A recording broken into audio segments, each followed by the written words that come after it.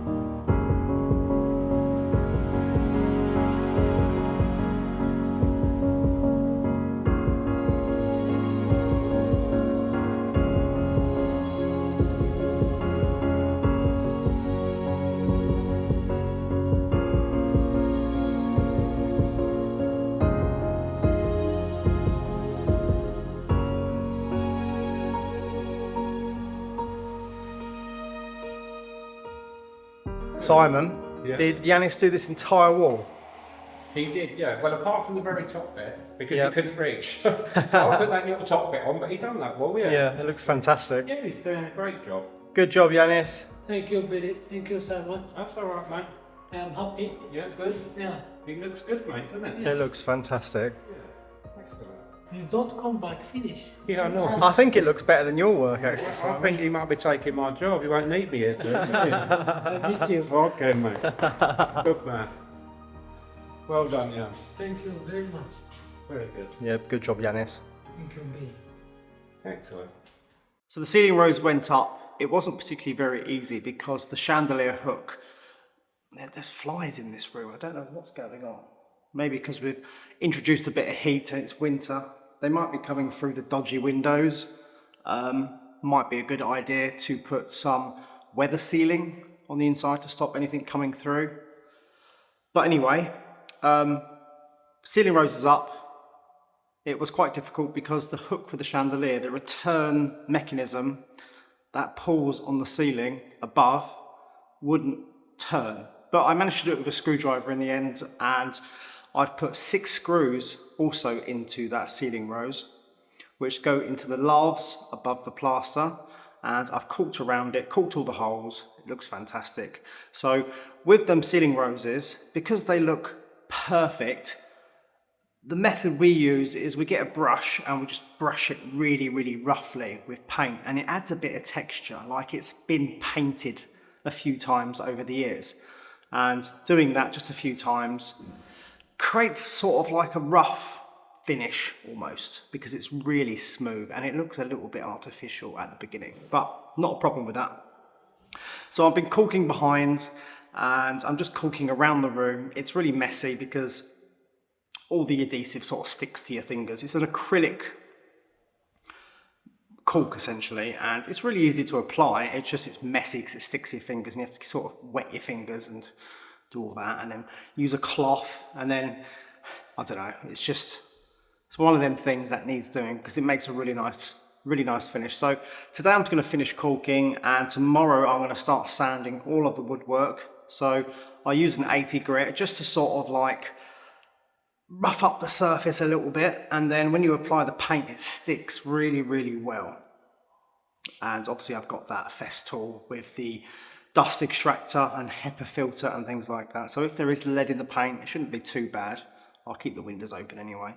And then yeah, my brother wants to help me paint because he is a perfectionist at painting and he doesn't like using rollers. He doesn't like the finish from a roller. So he wants to use a brush, and that's what he's been doing for years in this chateau. And then that last window, and then floor. So it's not too bad.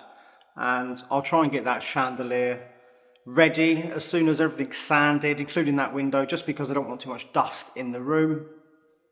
And then it will let a lot more light in. There's a lot of natural light because you've got a window in front of me here and behind me there.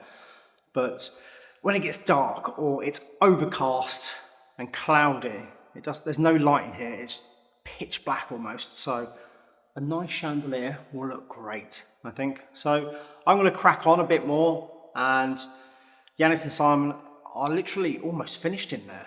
They've got one more day tomorrow, and they've just got to trowel off the rest of the plaster today, make it really smooth, and that other room is also ready for us as well because the ceiling's been done. So it's amazing how much can get done with Yanis and Simon because they're just so quick and passionate about what they're doing. Well, maybe not passionate, but because they're being paid, but they work really hard. And I just seem to be running around not doing much, trying to get materials. Well, I am orchestrating the renovation, but still, it's mainly them two at the moment. But once that hallway gets done and things like that, it's going to be amazing. Anyway, I better get back to work.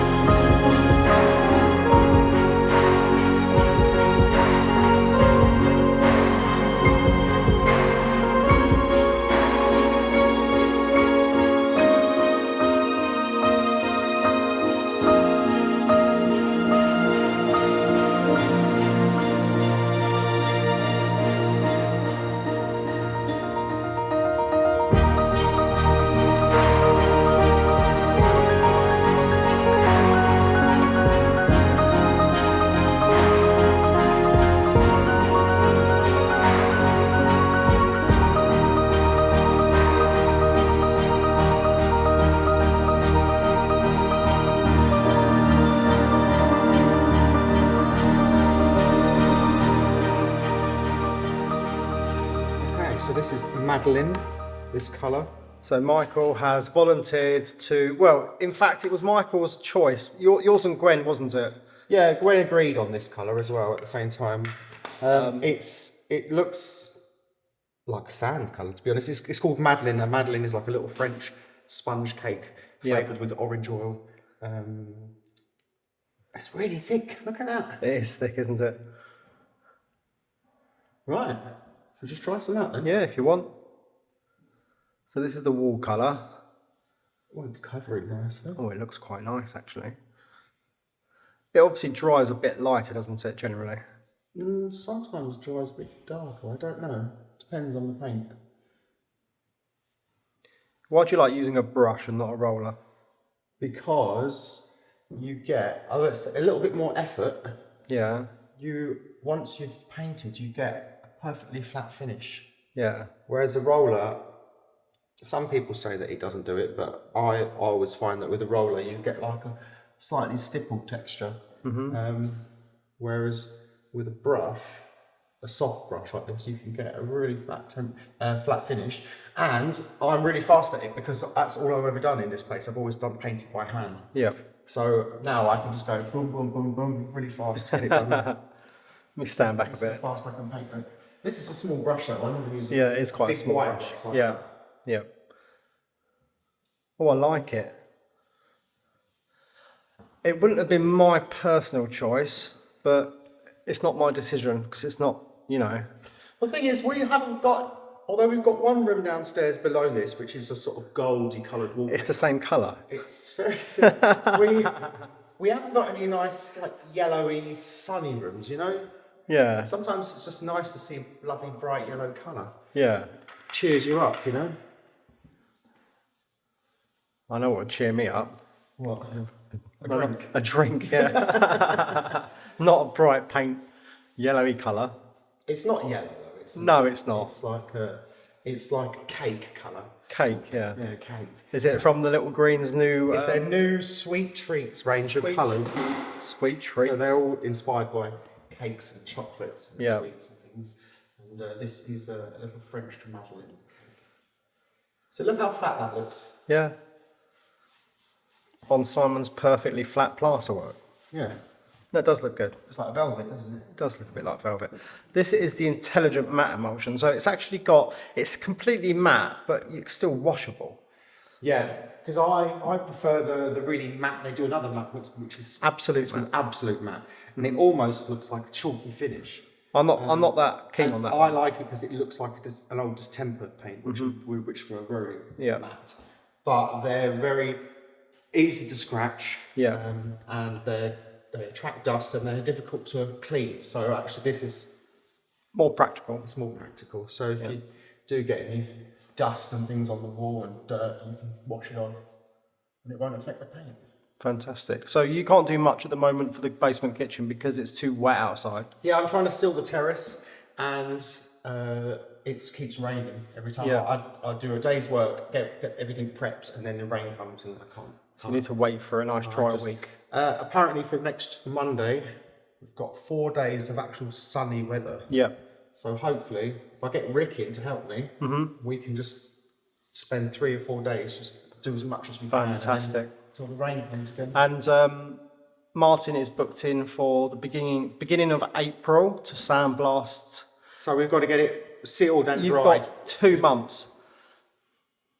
Is it 2 months? No, we've got, it's the first tomorrow. Oh, right. It's the 29th today. It's a leap year. Is it? Yeah, because normally there's only 28 days in February, isn't it? Yeah. It's 29th today. So we're in a leap year. So tomorrow is... Oh, no, you've got a month. Tomorrow is the 1st of March. You've got a month to do it. Sorry, I don't know why I was thinking 2 months. That's all right. That's enough Yeah, time. you'll have It'll only enough. take a week to get the sealer in, and then probably another week or two to dry it out with a dehumidifier. And then paint it and all sorts, yeah. Anyway, I'll leave you to it. You're doing a good job. Thanks a lot, Michael. Yeah. Hopefully, when I come back in the morning, it's all painted. No, you can't do it all because some of the walls are still wet. We're only doing this one because we can only do this one because it's dry. But the other ones, you can see they're still patchy. It does dry a bit dark, look. Yeah. All right, then. See you later. Bye.